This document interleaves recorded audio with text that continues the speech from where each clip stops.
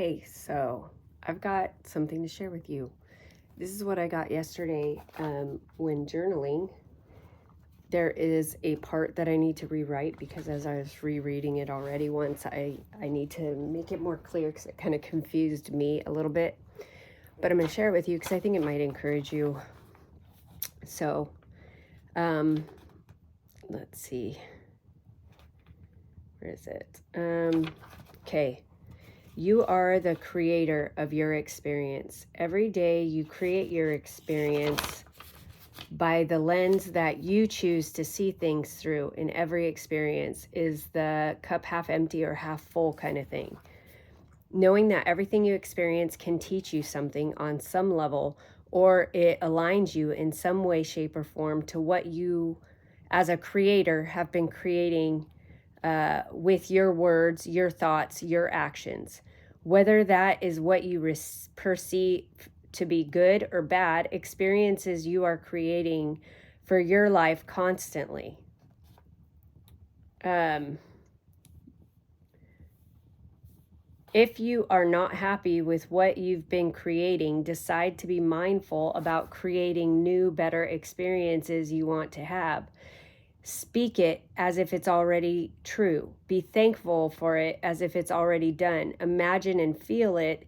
It all starts though with your awareness of the old patterns and the conscious choice to create new patterns of words, thoughts, and beliefs, etc. It's a decision to take your power back. Owning your power in every circumstance. People don't make you mad, you choose anger. Why do you choose anger? It's a response to an emotion or an experience. Where did that emotion or experience or reaction first get modeled? Where did you first feel this? Or is it generational? Dig deep and look for the answers in this. So an example of this would be like, I react with anger when I feel unsupported or taken for granted, etc. I first experienced this when, or it was something my parents modeled, right?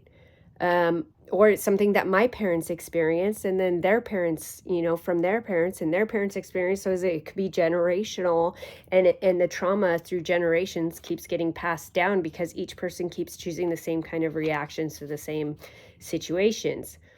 So what is the truth about being taken for granted? People are inherently focused on themselves. They are on their own journey and are acting out from a place of their own expression and possibly healed or unhealed areas. Have I, have I learned valuable wisdom about my own healthy boundaries when I have been taken for granted? So do I still need to choose anger as a response? Can I now choose acceptance, wisdom, and gratitude for the experience and maintain my peace, knowing that this actually worked together for my good? So in that, what it's talking about is, oh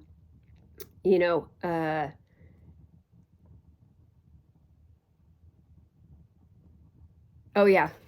Yeah, so the part, have I learned valuable wisdom about my own healthy boundaries when I have been taken for granted? Because sometimes being taken for granted by other people is because we don't understand our own healthy boundaries, so we let people in a way that they can take advantage of us to where we feel taken for granted. So sometimes you need to set the boundary, sometimes the other person's operating from a place of unhealed something. So acceptance, wisdom, and gratitude for the experience, maintain peace, and that actually worked for my good. Next time I find myself angry, I become aware of the perspective and I'm reminded of this. I tell my body, thank you, and I honor what it is feeling. Then I tell my body, we don't need this emotion to be the response for this feeling anymore. We can now choose gratitude for the experience and growth. This is just an example of one of the many ways to begin creating a new reality for yourself where you are no longer the victim of life, but instead the creator of your experience. So I got this the other morning as I was sitting there journaling. And, we really need to understand that when we get triggered and feel all thrown off because other people doing other things or somebody else, you're giving your power away instead of owning what's yours. And I mean, yes, maybe people do need to change. Maybe they do have problems, but that's not your problem. That's for them and their growth. For us and our growth, we've got to take a look in our own mirror and see, why is this triggering me? Where is my unhealed areas that are allowing this to affect me on this level? And then in doing that, you learn to, when you recognize that trigger come on, you check in with your body and say, I understand. This is the response you're used to taking in this. I honor that feeling and emotion for being there, but I release you because we don't need to use that feeling and emotion anymore, because I know that this is for my growth. It is shining a light on something that I need to work on. So instead, I'm going to choose gratitude for that person's treatment of me because I know that it's growing me. So it's the cup half empty, half full. You can look at it like the world's all against you. Nobody gives a crap about all of this stuff that you pour out, because I'm in the same place with a lot of my family and friends. But instead, I stopped expecting anything in return from them because they're all on their own journey. They're all on their, so I'm going to just do me. I'm still going to act in love and kindness. I'm still going to be there for people, but I'm also going to honor my boundaries in it. Like when people ask me, hey, can you come do something? I used to just jump for anybody, anytime, anything. I'm always there for you. But now I'm learning to honor my own boundaries and recognize that I have not been honoring my own boundaries in some things where I have overly made myself available to everybody else. So I can love them and honor their journey. Like with my sister, I'm there for her all the time whenever she needs, but every time I call her, she never answers her phone. She's never there for me when I need somebody to talk to. So I find other people that I can talk to and process with. That's what our group is for me sometimes, the people that I can talk to. And you guys know more what's going on with me than my family does at times. But I'm not going to let myself feel that taken for granted feeling anymore. I'm grateful if I do feel taken for granted by them, because I know it's showing me an area where I haven't healed, because it shouldn't matter what they do. My choice, it's my choice, it's my power to choose how I'm going to respond to what they're doing, which now I'm like, okay, whatever, it's not meant to be. I'm in the flow. Like what's meant to be will happen. Who's meant to be there is who's meant to be there at the time. If nobody's meant to be there, then I'm meant to communicate this way. Well, like not outside of myself, but you know what I mean?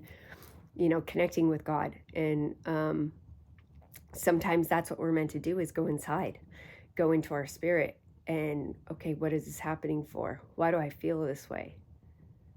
Okay, what is the cause? Where did this first start? And start looking into healing those parts of yourself.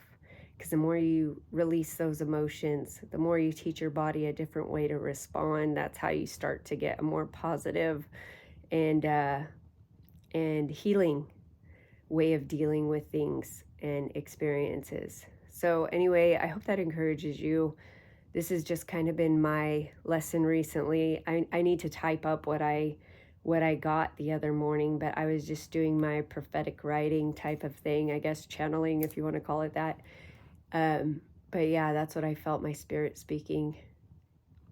Anyway, I love you, Josh. I hope you have a good Christmas. And you are loved. So regardless of whatever's going on in here telling you anything opposite, you are loved.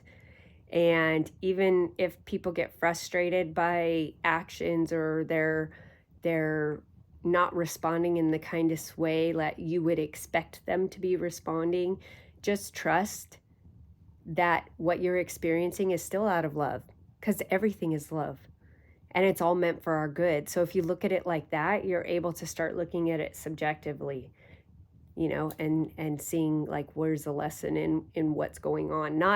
I don't think everything is. Sometimes we're a reflection to other people. Sometimes other people are a reflection to us, but we're all one vibration, all unique vibrations of one. We're all unique creations of one vibration. I got that quote yesterday. It came to mind. I'm going to get a t-shirt made of it. Anyhow, that's it. I wanted to send you that. I'm probably going to record this a lot better and share it on social media at some point. Anyway, I love you. I'll talk to you later. Bye.